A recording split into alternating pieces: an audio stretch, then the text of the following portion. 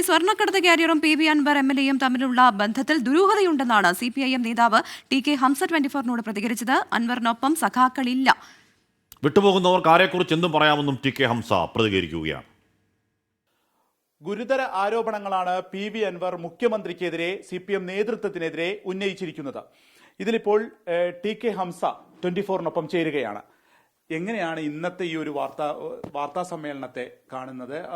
പല ആരോപണങ്ങളും ഇപ്പം ഉന്നയിച്ചു കഴിഞ്ഞു. അപ്പോൾ എന്താണ് അതിലുള്ളൊരു പ്രതികരണം? മുഖ്യമന്ത്രിയെ പറ്റിയും മറ്റു പല ആരോപണങ്ങൾ ഉന്നയിച്ചെങ്കിലും കുറെ നേരം പറഞ്ഞല്ലോ. അത് 2 മണിക്കൂർ നേരം പറഞ്ഞ് അത് മുഴുവൻ നമ്മൾ കേട്ടു. അതിൻ്റെ അവസാനം പറഞ്ഞത് ഞാൻ പാർലമെന്ററി പാർട്ടി വിട്ടു പോവുകയാണ്.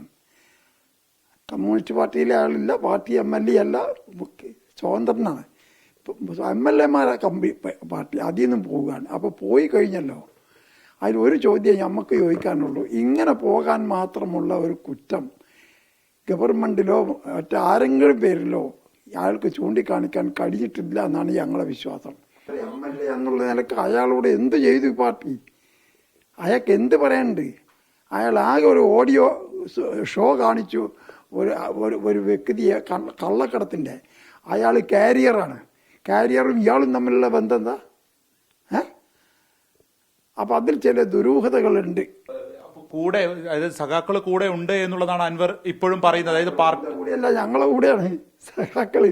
ഓൻ്റെ കൂടെ പോണവരെങ്ങനെ സഖാക്കളെ? പാർലമെന്റ് പാർട്ടിയിലും ഞാൻ എല്ലാം അറിഞ്ഞു പോയാൽ പിന്നെ അതിന് സഖാക്കളുണ്ടോ? മുഖ്യമന്ത്രിക്കെതിരെയും ഗുരുതരമായിട്ടുള്ള പല പരാതികളും ഒക്കെ പറയുകയുണ്ടായി. പോകുന്നവരങ്ങനെ തന്നെയാണ് പറയുക. എന്തും പറയാലോ പോണവർക്ക്.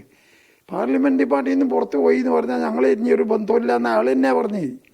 അങ്ങനത്തെ ഒരാൾക്ക് ആരെപ്പറ്റി എന്തും പറയാലോ.